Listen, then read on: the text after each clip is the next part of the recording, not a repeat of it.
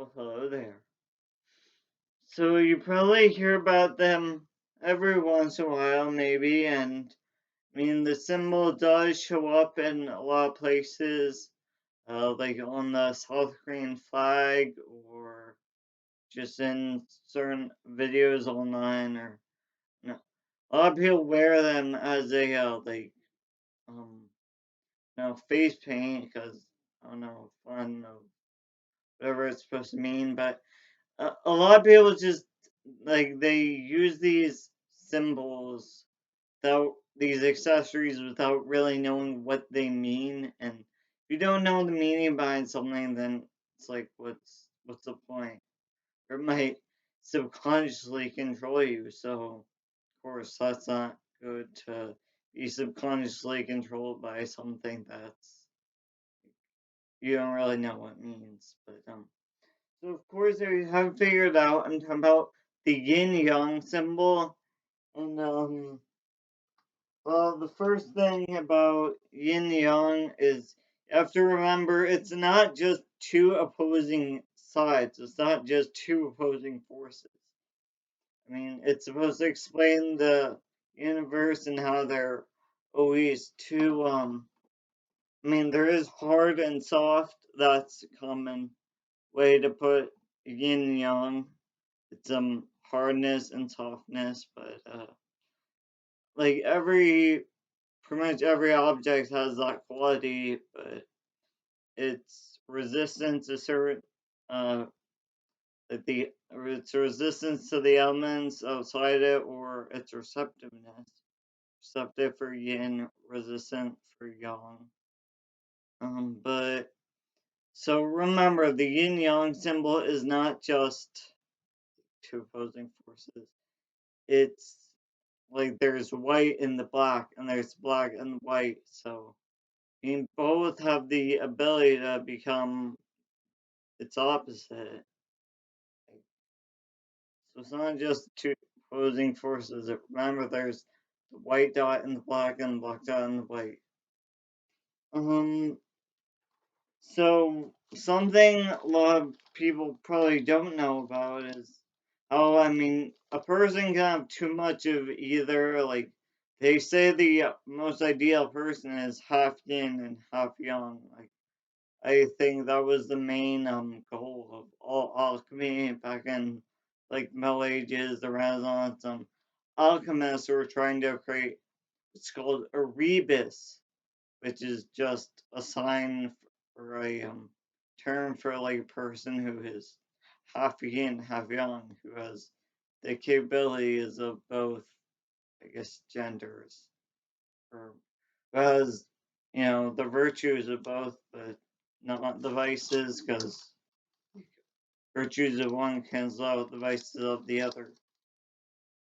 So I've seen a lot in our society and the United States, most developed nation, probably that.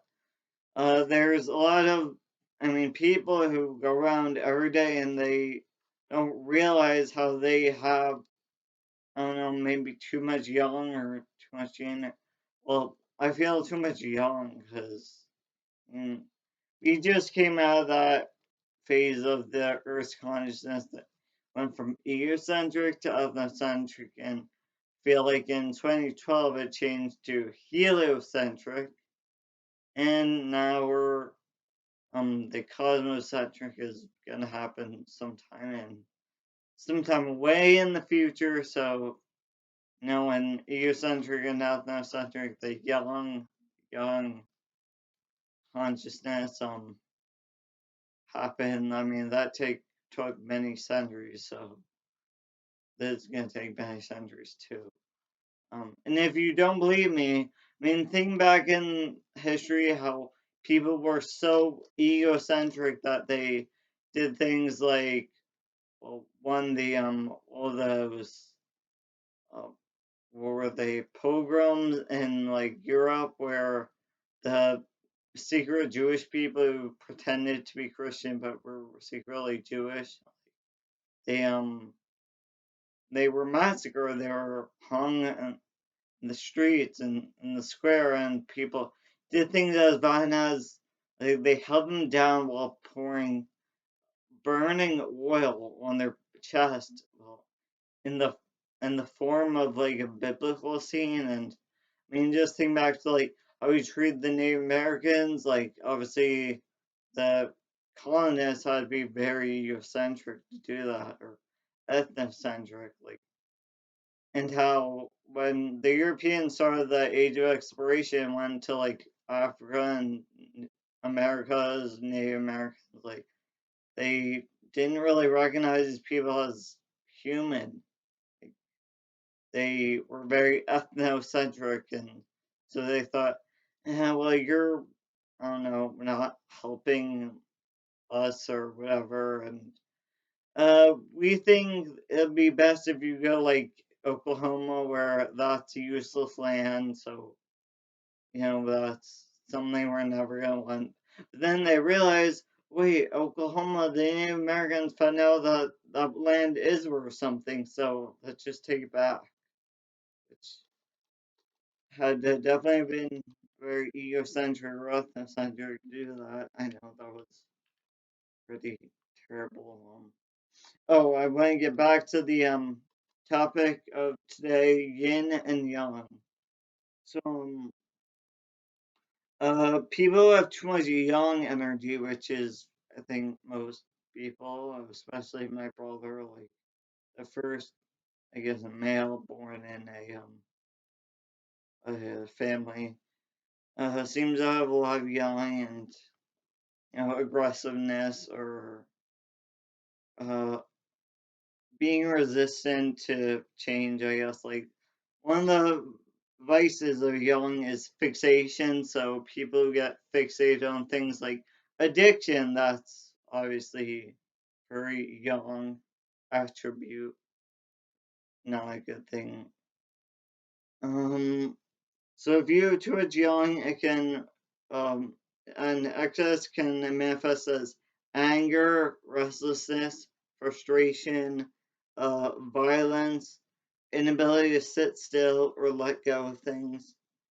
It can manifest as insomnia or the need for constant stimulation, um, or not being able to sit still for long periods of time, or regular headaches even. So, uh, of course, yang is the type of consciousness that, or the side of the brain that's very good for creating things like people who always view things as like bigger is better, or like hard things rather than soft. Uh, Characterized by day, sun, that's very young. Um, See, young has to do with like,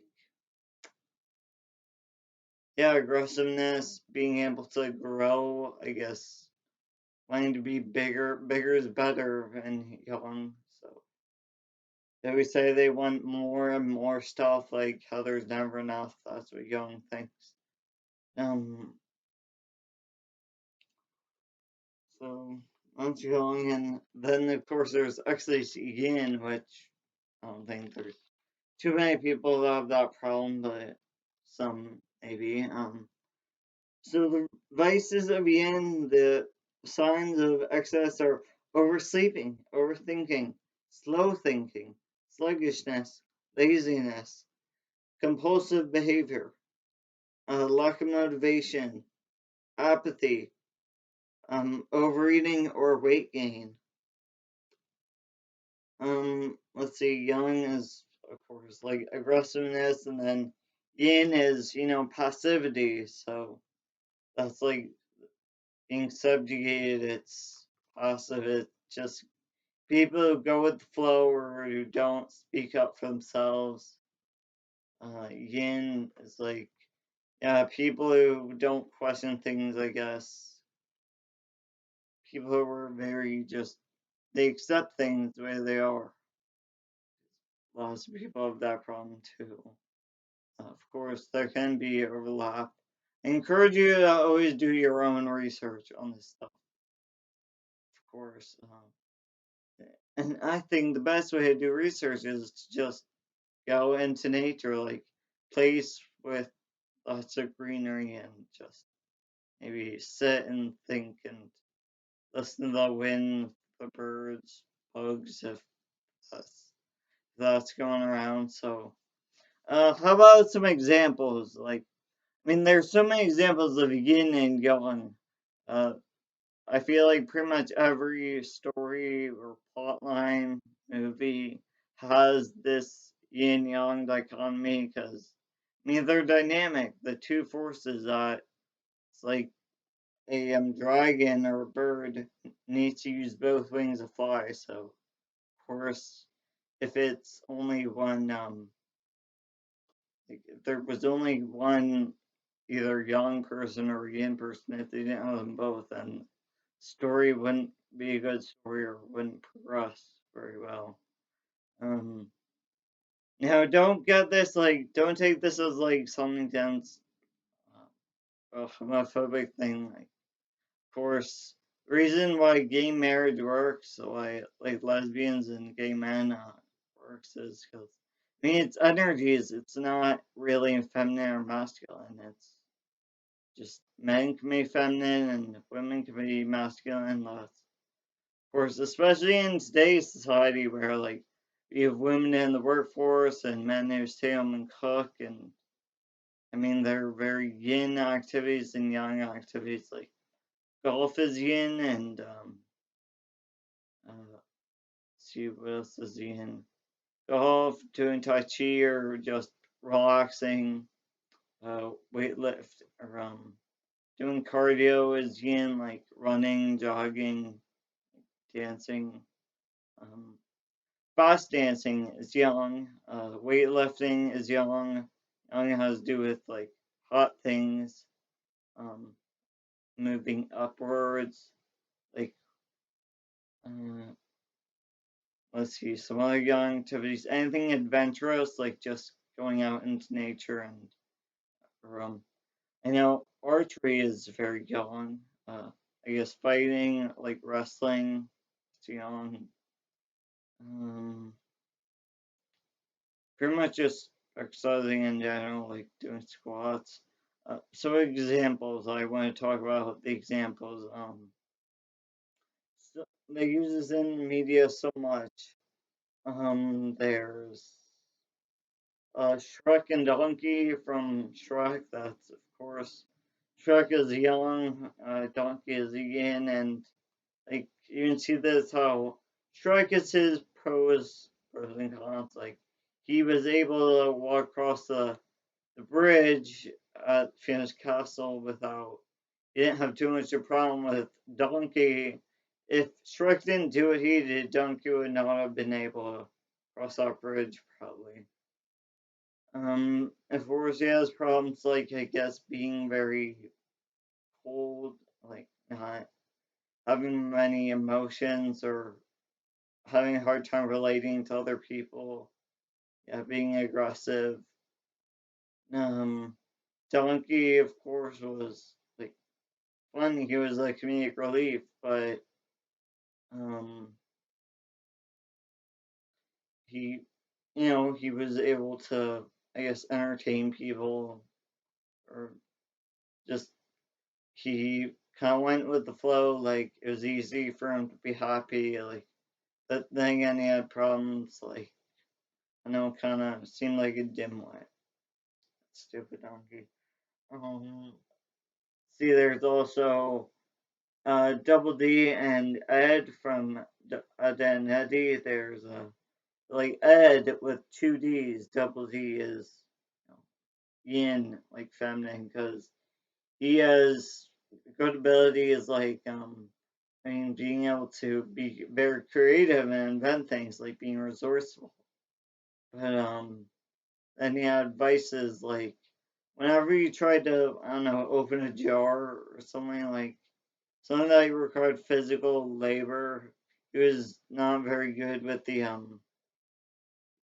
his muscles were good at like opening jars and stuff. And of course, I know there are many women out there who are good at opening jars and physical labor. So again, these are energies, don't really have to do with the masculine actual males and females. Um, so I guess Ed, his virtues were of course like brute force. You know, Ed was very like muscle behind the group, very capable of things, but then again, he wasn't too bright. I guess he didn't use a finesse when going around to things. He didn't always like feel like more yin people would be mindful of being of stepping on I don't know insects or flowers or they'd watch where they step and young people who use brute force wouldn't really like care about all the things they destroyed in order to get to where they want to be. So another example, Stan and Kyle from South Park, like Stan's the masculine, the young, because you know he just seems more rugged and like not really caring. He has more capabilities, more motivation, I guess. You could, especially seen in episodes like Whale Wars, where Stan was very capable of being able to go into you know be an activist for the whales and dolphins, not just let things happen. And of course, Kyle is Yin, and um, you can see this in the way he cried. Or I mean, Kyle was also kind of smart, able to get what he wants, but he was creative, but still, you know, there are pros and cons to everything. Um, See other examples, I guess. Patrick and SpongeBob from SpongeBob. SpongeBob. You know, showing more finesse is a very yin thing. So, of course, I was SpongeBob and then brute force, like Patrick Young, and see, there must be a bunch of other examples.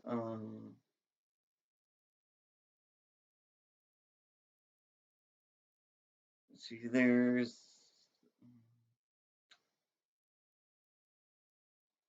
um, well, it's the cool people always talk about divine masculine and feminine energy. So, just keep in mind how, guess that's it for this video. Okay. Stay creative, keep thinking outside the box, get outside, eat natural food. Try to find out where all your food comes from, where everything comes from, like everything you use on a daily basis, your clothes, paper, pens. Uh, See you in the next one.